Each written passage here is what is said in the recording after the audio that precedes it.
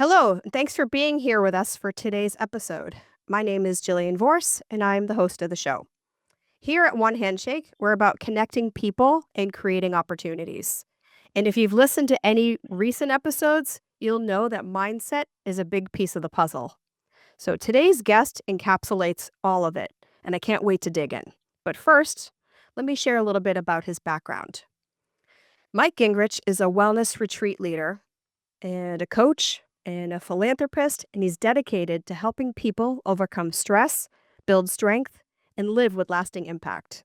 He's an avid runner and triathlete and has developed a half marathon training program for runners over 45 after overcoming arthritis himself. That's a big one, Mike. As the director of iGive Global, Mike supports women entrepreneurs and children in need, empowering them to reach their full potential. And with recent life and career changes, he brings a unique perspective on resilience, mindset, and the power of meaningful connections. So without further ado, hey, Mike, thanks for joining us tonight or today. Hi, Jillian. Yes, Hello. thank you. Thank Yes. you for having me. And yeah, thanks for those words. Kind of just a nice articulation of my journey. Yeah, I thought so. I'm happy. And yeah, I'm really happy to talk. I know it's been many years, I think over 10 years since we first met. And we have, in some ways, kept abreast of each other's process and journey. But over these last few years, for sure, I feel like I have an idea of what's evolved for you. And it's a really inspiring story. And I have so much valued our kind of one on one conversations. So I'm really very much appreciate you Yeah. yeah, being willing to come on and talk a little bit more and update me and all of us today too. So just a super quick tip for anybody listening. So be sure to hang around until the end of the episode, or it might come up sooner than that. But Mike will be sharing a very generous offer. So just want to give a quick hint for that one. So anyhow, as I was saying, yeah, really happy to be able to have this chat. And hopefully, I'll remember that we're doing a podcast and won't just keep digging in and going on for a marathon chat, as we could definitely do. Haha. Yep. Yep. Yeah. Sounds good. Cool. All right. So if I'm going to jump in with my first question, I have many questions. We'll see what we can cover today, and also where the conversation leads. So if we only get through the first question, then I'm happy with that as well. So All right. All right. yeah, so feel free to take the wheel anyway. So you've recently undergone some significant life and career changes, as we've alluded to. And we met, right? I think it's 10 plus years ago. Does that sound right to you? I, that I want to say 214, and Yeah. so this we're in 25 now. So I think yeah, just 10 plus even. All right, we'll go with 10 plus years. And when we first met, you were a very successful marketer. You were one of like the cool kids in marketing, like I would say even the guru types, dare I say. But you were very successful in marketing and had a very solid reputation for that. So I'm curious, what role have relationships played in helping you navigate these transitions? Yeah. What role have relationships? They've been critical to sustaining me and helping me navigate because in the transitions, there is just no understanding of kind of what the next thing is or the next months hold. And so relationships were that I think of linking arm in arm, and they Hmm. held me, Hmm. during that time period. And reassured me in that, Mike, I'm here kind of people. That Hmm. was so vital as I navigated change. So for people that are listening and cannot see Mike, the what you were just doing with your hands, I thought you were going to say that the relationships kind of help to ground you because of what you're doing with your hands. I was like, oh yeah. I thought, oh yeah, they I was just thinking that linked together. linked Yeah, arms. we Yeah, I linked arms. appreciate Yeah, that. Yeah, yeah. interesting. So is it like were there specific conversations that happened? Or is it just kind of collectively overall? Absolutely. No, absolutely. Yeah. and they would evolve, kind of seemingly randomly, but feeling like divinely orchestrated because there would be different pieces. And um, so I'm in Quito, Ecuador now, and I was spent most of the last year kind of moving in outside the U.S. basically, and and so I didn't, navigating all that kind of different countries, locations, cultures, but then there were online conversations where, just little things similar to what you and I have had. There's a little LinkedIn chat, and then it's like, hey, we should just connect a little bit more. And then some of those um, video calls together were just so important for me in, kind of reassuring and helping me to believe in myself when that was shaken a little bit. Hmm. Hmm. So with that, I'm curious. Hmm. I guess there's two questions I have. Question one is, it's like, did you know, like, I mean, I'm saying this a bit facetiously, but like, did you have the date on the calendar when you knew this transition was going to start? Or did you just kind of find yourself suddenly like the momentum was happening? I'm kind of curious about the timing of that. Like, when did you know kind of thing? Yeah, Yeah. so we'll start with that. Yeah. So I think that there was over the past 3 years, there was a little bit of a snowball effect going on. So there were indicators, there were things, there was uh that kind of grew in intensity. And then just over a year ago kind of really kind of reached a pinnacle, I'd say. And Mhm. so um so y- so there was kind of a sense of something's going to need to shift, but don't know what it is exactly, or how significant or drastic that would be. And Mhm. so there was just the unknown variables, but clearly a sense building over time. Mhm. And so was it like a domino effect or a package deal? Meaning, did the change start, and you don't have to answer, I don't mean to pry, I'm trying to, yeah, I'm genuinely interested and I'm trying to remember the answer to this. And I don't remember, so I'm asking. Um, yeah, did personal changes then kind of ignite the professional changes or vice versa? Or were they kind of Hmm. in lockstep? Let's see. So I think I mean, very tough to maybe separate them, but what unfolded was that they kind of crescendoed at the same time. Mm, So the kind of the ending of my marriage and the significant just nosedive of income from my business basically within a 2-month time period. And so there were indicators of the business potential struggle, and there was some decline, but then it was kind of like it's going down, and then just nosed. mm, And then that was, but the nosedive was just like just after the marital breakup. And so mhm. it was just like a lot at once. Yeah, it sounds like it, and, yeah, it sounds like it, and all within 2 months is, Yes. yeah, wow, like, I feel like talk about ripping the Band-Aid off. Yeah, so totally just wide open. And that's where a few key conversations were so helpful for me at that time, where I was just literally not able to uh, think clearly, ground myself, and have kind of any kind of clarity.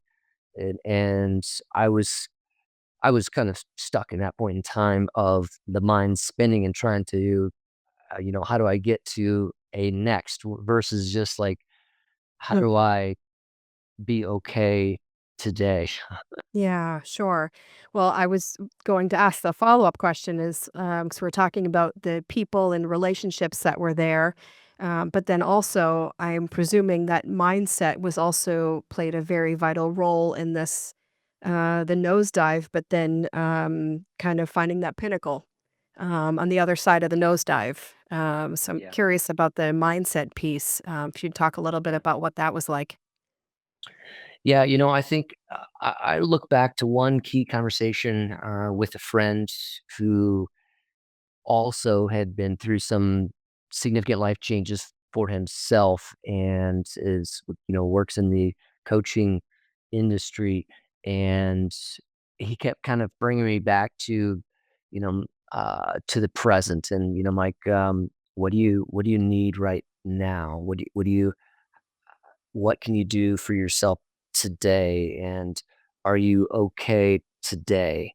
And so, mindset shift was from out there to the present and needing to be present and understanding that today I'm okay.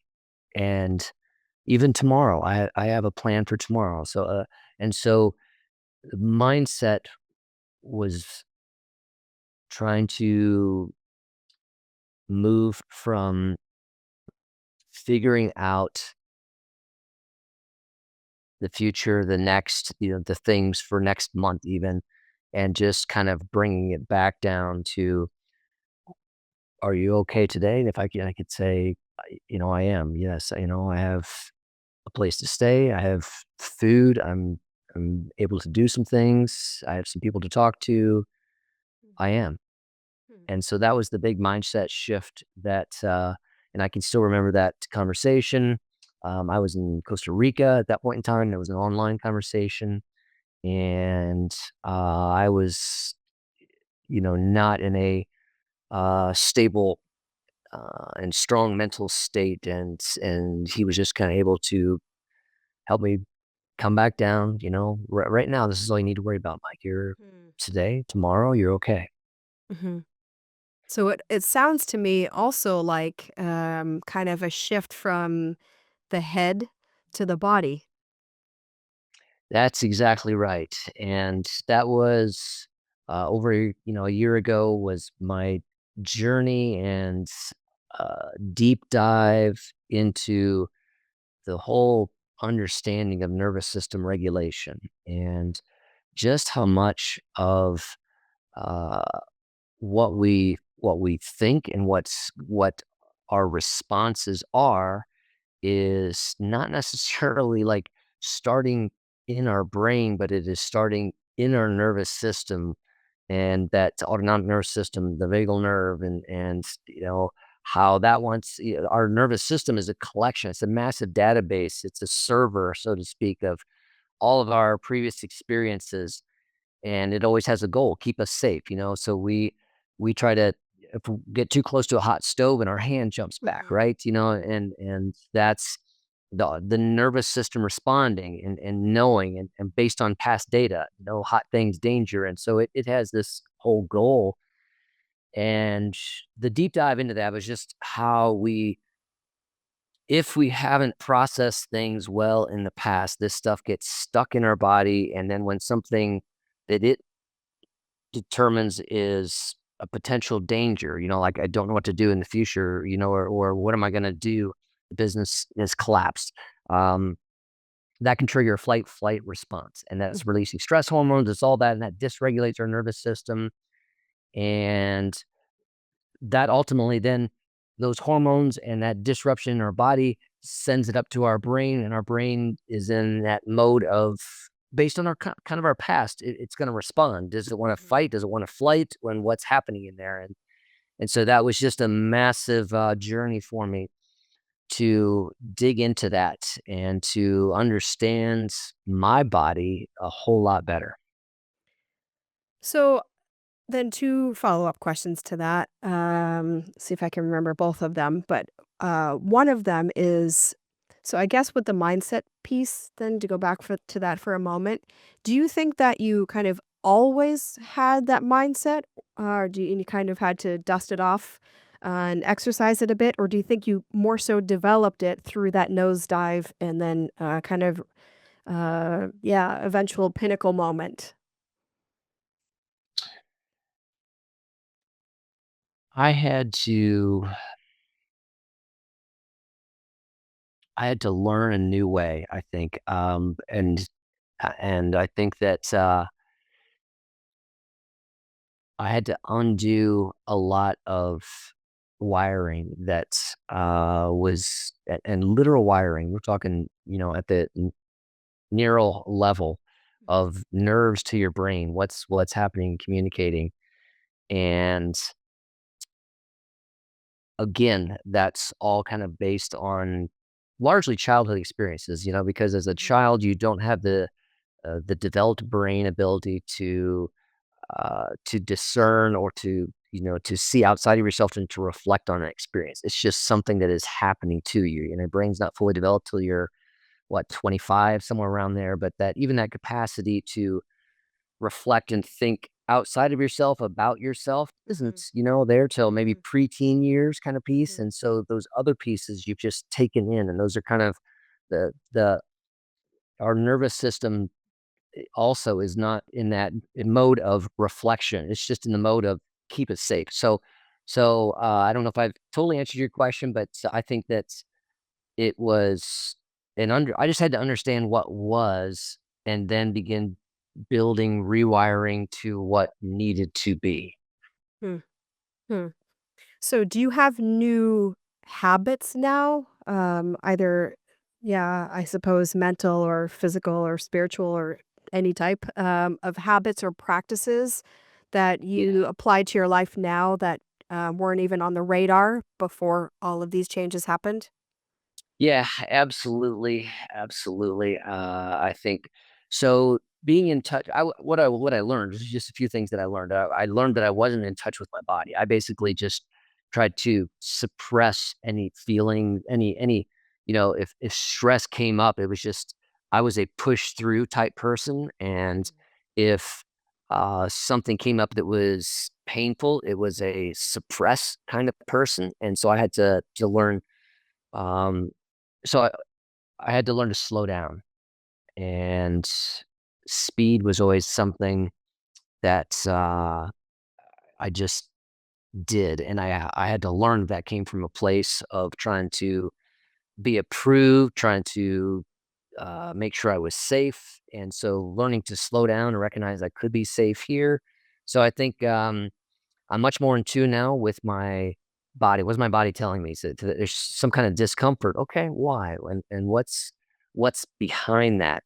And what's deeper than just this moment that's going on? And so being in touch with that, some meditation as a part of that, and then understanding that I had a lot of stuck emotions from all these years of suppressing things and avoiding things and just trying to forge on. So I had to let emotion out. And so one of the ways to do that is I really moved into yoga and qigong. I actually got a coaching certification in qigong, which is a Chinese movement similar to Tai Chi, but it's related to kind of body flow and energy.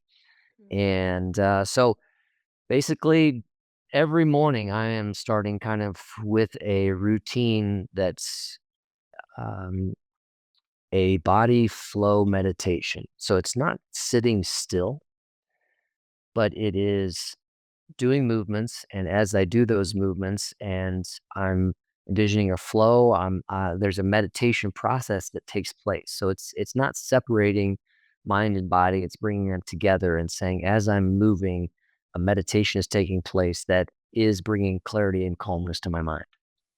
Wow. So as you were describing that, I was feeling like, ah, incredible. And then I had another question, of course. Um, so if you're going back to what you were saying a few minutes ago about being able to see yourself and reflect, see about yourself or reflect about yourself from outside of yourself, etc. Yeah. So if you were to kind of, yeah, kind of hover back over your life, I don't wanna say before, but or like your former life, but, yeah, prior, I suppose we'll use that word, Yeah. prior.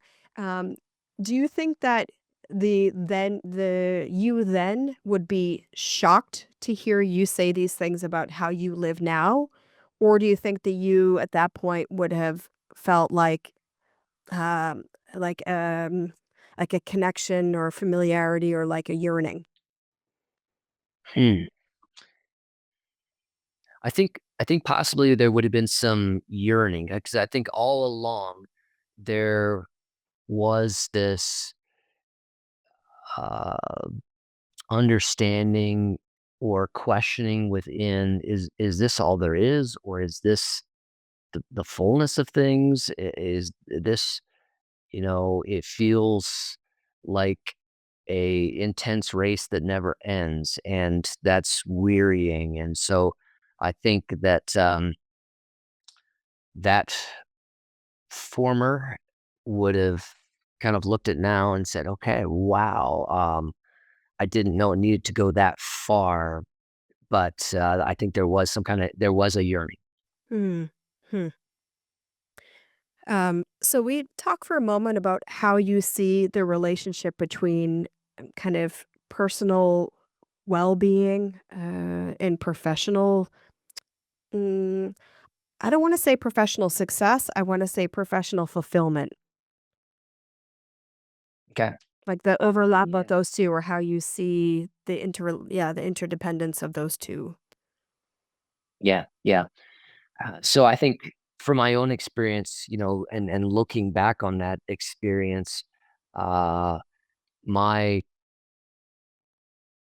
my personhood uh, came out in the way I operated in business, and so on a micro level, I had a strong need to not make mistakes, to try to be approved of, and to make sure things were in order. And so, from a business standpoint, I was your type A driven, you can count on Mike person, and because he wouldn't drop the ball, because and so it kind of served me in some ways in business in that regard, and I could be very good in a sales meeting, because I was very good at reading the room and understanding other people quickly, because I need to do that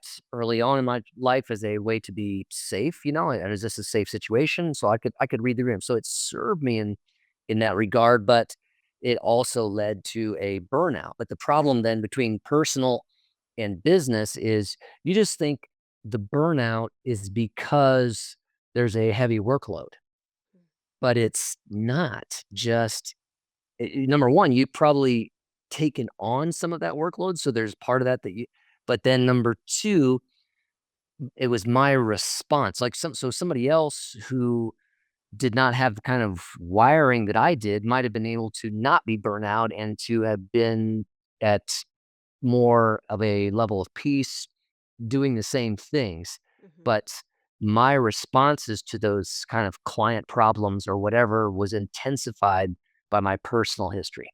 Hmm. Hmm. And All I think right. that's what's happening a lot in business today, is that what, Mm. people, we want to talk about, personal health, or work-life balance, right? Work-life balance, or we want to talk about personal development or leadership development, but we're just kind of scratching the surface, because we're only dealing with the present reality and not what someone else is bringing to that situation, that is Mhm. compounding on playing into everything that they're doing. Mhm. That's the big missing link. Yeah, for sure. It's like we only are showing what's on the stage and not looking behind the curtains kind of a thing. Yeah, the whole iceberg principle, right? Yeah, Yeah, just sure. we're doing trainings at that level above the water that you can see, and there's Mhm. this whole piece below. So let's talk about the incredible work that you're doing with iGive Global, supporting women entrepreneurs and children in difficult situations. Talk a little bit about that. Yeah, yeah. So over the course of time, I have just been able to travel quite a bit. I out of college, I worked for a nonprofit. And during that, 8-year time period, I got to 25 different countries, and most of those were in the developing kind of spots, not international resort type locations or those pieces, but it was in places where there was poverty, where there was difficulty. And just through the course of time, I've just seen by firsthand on location firsthand how it is so much more difficult for a woman would be entrepreneur to get that credit or that start that they need, that they can do just based on um, culture and other circumstances that are lined up against them. And so with iGive Global, we take away that barrier where they couldn't get credit or they were going to get bad credit with some kind of high interest rate, and we can come alongside and fund that entrepreneurial venture and put the support around them with training and skills, so that, again, remember that arm I said, linking arms? Yeah. That's Yeah. that's what it's doing right there. It's putting a support system around them and saying they've got great potential. They've got a great small business started, and this little injection of capital can help them kind of, multiply what they're doing, and that can have ripple effects for Mhm. them and their children, and what they're doing in their community. So are individual people able to like, is it a donation situation or is it an investment, or what is the structure, and is there an opportunity for individuals to play a part? Yes, absolutely. So I Give Global is the and that's my nonprofit. That's the collection and lending arm. So basically, you can give to I Give Global, and then I'm working with local NGOs on location who have systems set up to identify these women entrepreneurs, and so we can get, from that donation, and it's usually going to be a collective kind of donation. So if say 5 people are giving $100, right? And this woman needs a $500 loan. So we can funnel that $500 loan through the local NGO and get it to her. She's going to be surrounded with support by that local NGO. So I'm working in partnership on locations there. Wow. Wow, that's really amazing, Mike. Um, and so let's also make sure we have a moment to talk a little bit about Live It Well also, because you definitely, yeah, I would say are, yeah, all in on literally giving back and helping people. This seems to be what you're about. Not that you weren't about that before, but it seems like, yeah, completely what you're about now. So a little bit about Live It Well.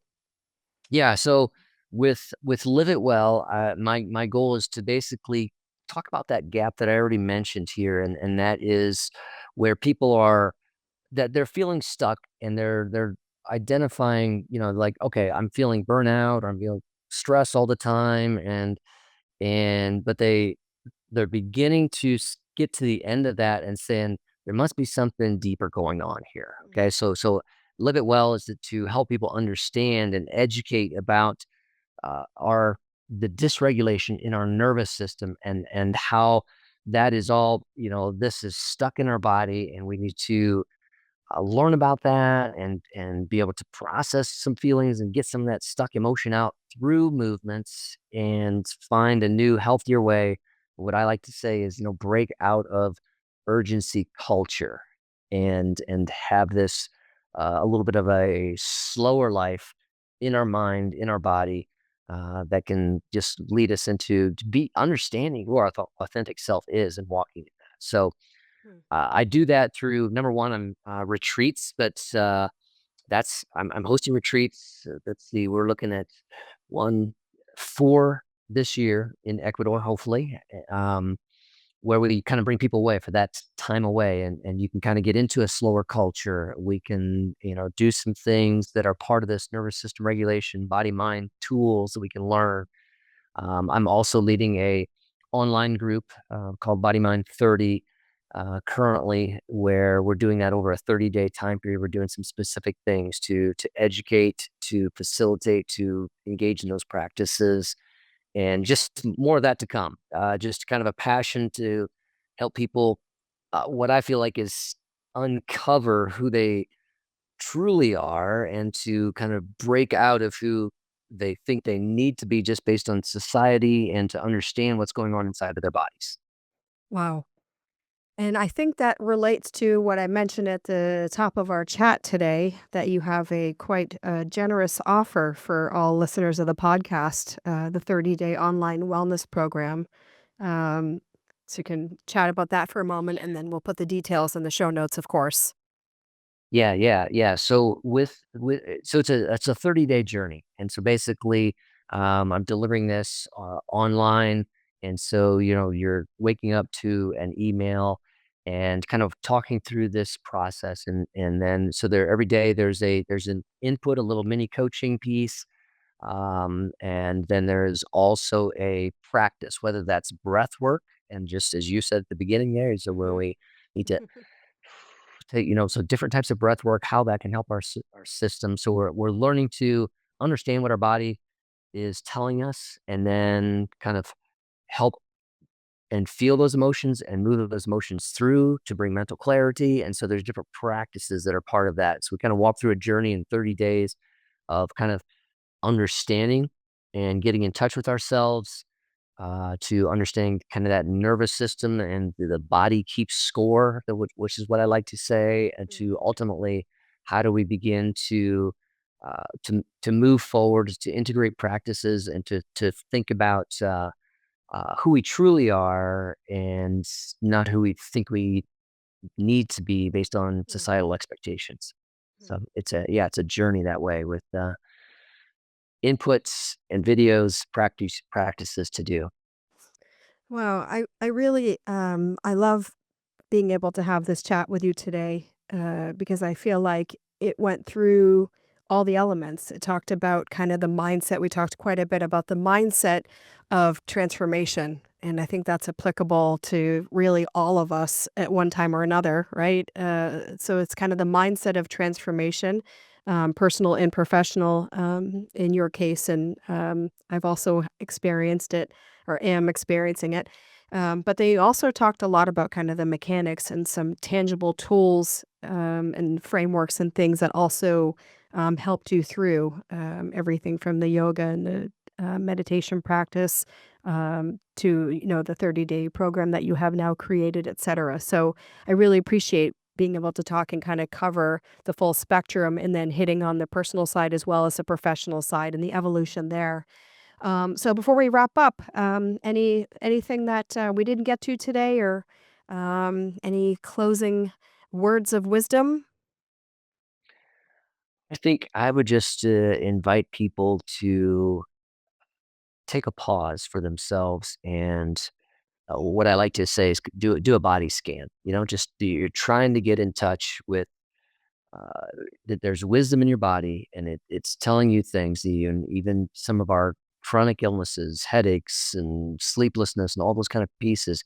So what is your body telling you? And go deeper than just, I'm burnout because there's too much work. So it's just a sit in that a little bit. But what's that coming back to? What's the root of that? Is there and perhaps that's something that your body is calling out attention to, and the pause to do that and to scan your body is so important. So I'll leave you with that to start there. Take that few minutes at some point to do that.